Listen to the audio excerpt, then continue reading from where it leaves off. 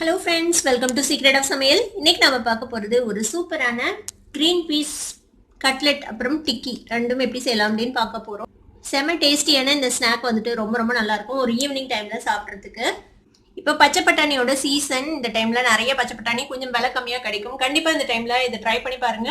சேவாங்கடியிலே பண்ணாம இந்த சூப்பரான பச்சை பட்டாணி கட்லெட் அப்புறம் டிக்கி எப்படி செய்யலாம்னு பார்க்கலாம். ஒரு கப் வந்துட்டு ஃப்ரெஷ் பச்சை பட்டாணியை இந்த மாதிரி வேக வச்சு நான் எடுத்து வச்சிருக்கேன். இந்த மாதிரி சாஃப்டா வேக வச்சு எடுத்துக்கோங்க. ஒரு மிக்சி ஜார்ல போட்டு நம்ம இதை கிரைண்ட் பண்ணிக்க போறோம் கோர்ஸா. இப்போ இந்த மாதிரி நல்லா அரைச்சி எடுத்துக்கோங்க. கோர்ஸா இந்த மாதிரி அரைச்சிக்கோங்க. இப்போ இதை ஒரு பவுலுக்கு மாத்திடலாம் நம்ம.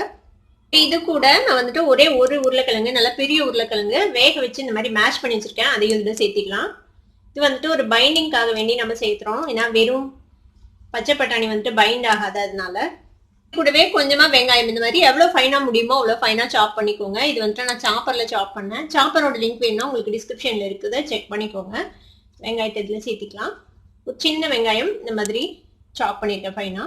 கொஞ்சமா கொத்தமல்லி தலை அதையும் ஃபைனா சாப் பண்ணிக்கோங்க. 2 பச்சை மிளகாய் அதையும் சாப் பண்ணி இதுல ஆட் பண்ணிடலாம். இது கூட ஒரு அரை டீஸ்பூன் இஞ்சி பூண்டு விழுது சேர்த்திக்கலாம். இது கூட ஒரு அரை டீஸ்பூன் அளவுக்கு மிளகாய் பொடி, அரை டீஸ்பூன் கரம் மசாலா பொடி சேர்த்திக்கோங்க. அரை டீஸ்பூன் சீரகப்பொடி.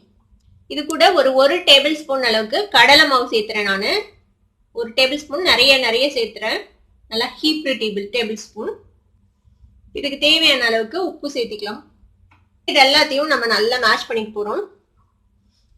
நல்லா மேஷ் பண்ணி இந்த மாதிரி மிக்ஸ் பண்ணிக்கோங்க. இப்போ இந்த மாதிரி நல்லா மேஷ் பண்ணி நல்லா பிணைஞ்சிடுங்க இந்த மாதிரி.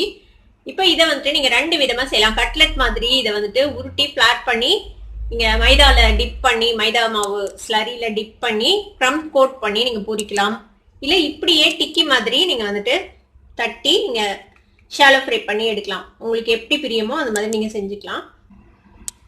சைஸும் அப்படிதான், உங்களுக்கு என்ன மாதிரி தேவையோ அந்த மாதிரி போட்டுக்கலாம். இந்த மாதிரி குட்டி குட்டி டிக்கியா செய்யலாம், இல்ல கொஞ்சம் பெருசா பிளாட்டாவும் செய்யலாம். இந்த மாதிரி சின்னதா பிடிக்கிறேன். இந்த மாதிரி எடுத்து வச்சுக்கலாம் நம்ம. இப்போ எல்லாத்தையும் இந்த மாதிரி கட்லெட்ஸ் மாதிரி நம்ம தட்டி வச்சாச்சு. 2 மட்டும் பெருசா வச்சிருக்கேன். அதை வச்சு வேற ஒரு ஐட்டம் செய்ய போறேன். அதுக்காக கொஞ்சமா பெருசா தட்டி வச்சிருக்கேன். இப்போ இந்த மாதிரி தட்டி வச்சாச்சு. இப்போ நம்ம இதை 2 டைப்பாவும் செய்யலாம். டிக்கி மாதிரி எதுவும் கோட் பண்ணாம அப்படியே நம்ம ஷாலோ ஃப்ரை பண்ணலாம்.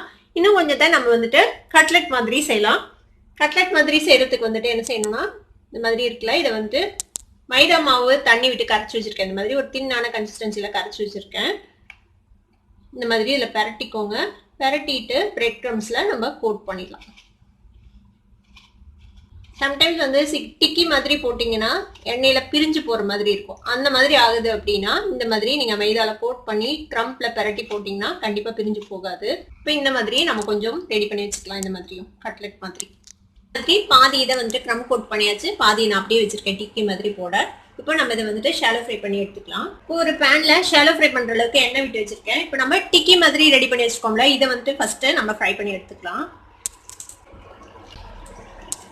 எப்போதும் முதல்ல ஒண்ணு போட்டு பாருங்க. ஒரு வேளை பிரியிற மாதிரி இருந்துச்சுன்னா திருப்பியும் கொஞ்சமா மைதா மாவோ இல்லைன்னா கடலை மாவோ போட்டு மிக்ஸ் பண்ணிக்கோங்க. இன்னும் ஒரு டீஸ்பூன் அளவுக்கு மிக்ஸ் பண்ணிட்டு அதுக்கப்புறம் பிடிச்சி வைங்க. அப்போ வந்துட்டு பிரிஞ்சு வராம இருக்கும். 2 நிமிஷம் ஃப்ரை ஆனதுக்கு அப்புறம் நம்ம அடுத்த சைட் டர்ன் பண்ணலாம். இந்த மாதிரி டர்ன் பண்ணி போடுங்க. அடுத்த சைட் கேட்ல போடுங்க.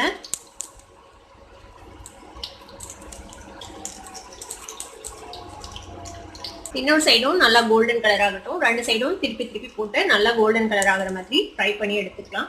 ரொம்ப டிஸ்டர்ப் பண்ணக்கூடாது. ஃப்ரை ஆகிறதுக்கு முன்னாடியே நம்ம ஸ்பூன் போட்டு இது பண்ணோம்னா அப்பயும் உடஞ்சி போறதுக்கு வாய்ப்பு இருக்குது. அதனால ஓரளவுக்கு ஃப்ரை ஆனதுக்கு அப்புறம் கொஞ்சம் அந்த ஷேப் வந்ததுக்கு அப்புறம் நம்ம வந்துட்டு திருப்பி போடணும். பாருங்க நல்லா ஃப்ரை ஆயிடுச்சு. இதை வந்துட்டு நம்ம எடுத்துடலாம்.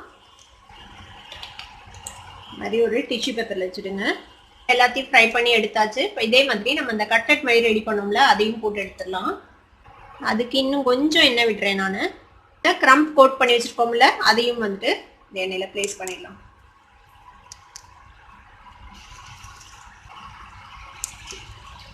ரெண்டு டைப்புமே ட்ரை பண்ணி பாருங்க. ரெண்டுமே செம டேஸ்டியா இருக்கும். கீழே ஒரு சைடு ஃப்ரை ஆயிருக்கும். டர்ன் பண்ணி போடலாம். இதை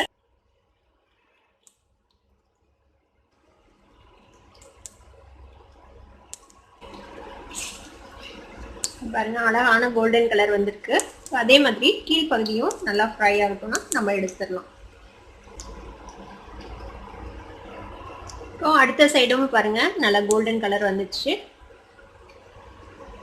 அவ்வளோதான், நம்மளோட சூப்பரான கட்லெட்டும் ரெடி ஆயிடுச்சு. இப்போ இதையும் நம்ம ஆயிலேருந்து வெளில எடுத்துடலாம். இப்போ நம்மளோட கட்லெட்டும் டிக்கி ரெண்டுமே ரெடி ஆயிடுச்சு. ரெண்டுமே பார்த்தீங்கன்னா உங்களுக்கு டிஃப்ரென்ஸ் தெரியுதுல. உங்களுக்கு நல்ல சூப்பர் கிறிஸ்பியாக வேணும்னா இந்த மாதிரி க்ரம் கோட் பண்ணி போறீங்க. இல்லை நம்ம நார்த் இந்தியன் ஸ்டைலில் டிக்கி மாதிரி வேணும் அப்படின்னா இந்த மாதிரி நீங்கள் ஷாலோ ஃப்ரை பண்ணலாம். சூப்பரான கட்லெட்டும் டிக்கியும் ரெடி ஆயிடுச்சு. இப்போ க்ரீன் பீஸ் சீசன் கண்டிப்பாக இப்போது ட்ரை பண்ணி பார்க்க வேண்டிய ஒரு ரெசிபி இது. செம டேஸ்டியாக இருக்கும், ரொம்பவே ஹெல்த்தியும் கூட க்ரீன் பீஸ். இதே இந்த மாதிரி க்ரீன் சட்னி அப்புறம் டொமேட்டோ சாஸோட நீங்கள் வந்துட்டு சர்வ் பண்ணலாம். கூடவே கொஞ்சமாக வெங்காயம் வச்சு சர்வ் பண்ணுங்கள், ரொம்ப டேஸ்டியாக இருக்கும். கண்டிப்பாக ட்ரை பண்ணி பாருங்கள். ட்ரை பண்ணி பார்த்துட்டு எப்படி இருந்தது அப்படின்னு எனக்கு கமெண்ட்ஸில் ஃபீட்பேக் கொடுங்க. இந்த வீடியோ உங்களுக்கு பிடிச்சிருந்ததுன்னா சப்ஸ்கிரைப் பண்ணுங்கள், பக்கத்துக்கு இருக்க பெல் ஐகானை கிளிக் பண்ணுங்கள். அப்போ தான் என்னோட நோட்டிஃபிகேஷன்ஸ் உடனே உங்களுக்கு வந்து சேரும். லைக் பண்ணுங்கள், ஷேர் பண்ணுங்கள். தேங்க்யூ ஃபார் வாட்சிங் வீடியோ வியூவர்ஸ். Bye bye.